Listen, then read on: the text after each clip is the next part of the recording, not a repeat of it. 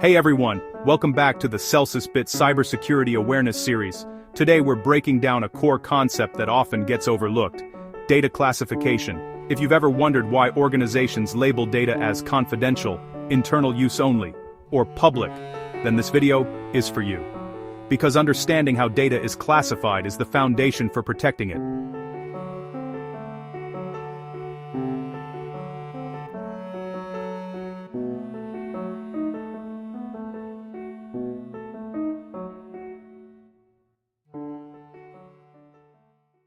Let's start with the basics. What's dokes? Mine. What is data classification? Simply put, data classification is the process of organizing data based on its sensitivity level and the impact that would occur if it were exposed, modified, or destroyed.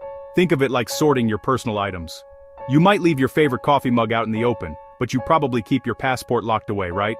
Organizations do the same thing, but with information. They separate what can be shared publicly from what needs to be tightly secured. So why does this matter? Because not all data carries the same level of risk. An employee lunch menu is not the same as customer credit card details. Proper data classification helps organizations comply with regulations like GDPR, HIPAA, or ISO 27001. Prioritize security controls. Sensitive data gets stronger protection. Reduce costs by avoiding overprotection of low-risk data. Enable quick response during incidents. Knowing what's affected helps contain breaches faster.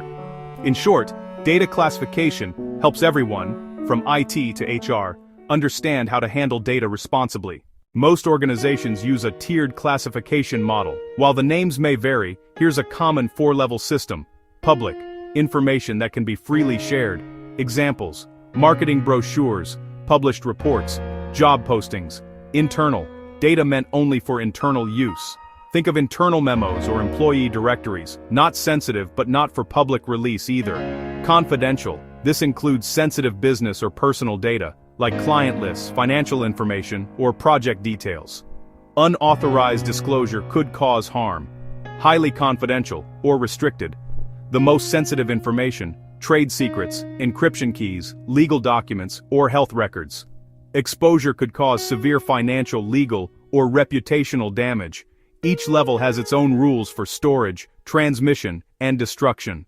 Okay, but how does data actually get classified? Organizations typically use a data classification policy that provides clear guidelines. Here's the general process. Identify the data. Determine what kind of data you're handling: customer, financial, HR, or technical. Assess sensitivity.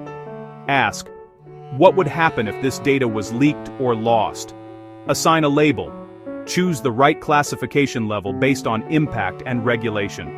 Apply controls. Use access restrictions, encryption, and monitoring to enforce it. And remember, the classification isn't just an IT thing. Everyone who handles data has a role to play. Before we wrap up, let's highlight a few best practices and mistakes to avoid. Review data regularly. Classification may change over time. Train employees to recognize labels and handle data properly. Automate classification where possible. Tools can scan and tag data. Don't overclassify everything. That adds unnecessary complexity. Assume classification is set and forget. It needs ongoing attention. Ignore collaboration platforms. Sensitive data can easily spread in emails and chat tools. To sum it up, data classification is the cornerstone of good information security. It ensures that every piece of data gets the right level of protection, saving time, cost, and potential chaos in the event of a breach. If your organization hasn't implemented a classification policy yet, now's the time to start.